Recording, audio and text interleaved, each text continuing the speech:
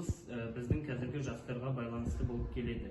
Егер болашақта жастар мәдениетті және жақсы балалар болып өссе, біздің болашағымыз өте жақсы болады.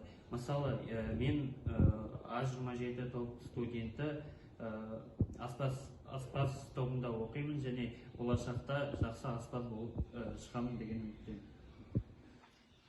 Болашаққа хат. Сәлеметсіздер ме? Мен болашаққа хат жазып жатырмын. Біз Жамбыл атындағы Ұзынағаш кәсіптік колледжінде оқып жатырмыз. Бұл колледж өте керемет колледж.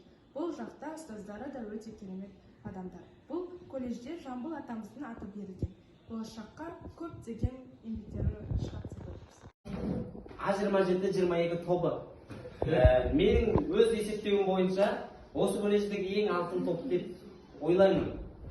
Бұл топта бізді тұмсықтыға шоқтырмай, азулыға алдырмай, қорғап, өз қолдауын беріп, өсіріп отырған кураторымыз бен мастерге қатты алғыс айтамыз.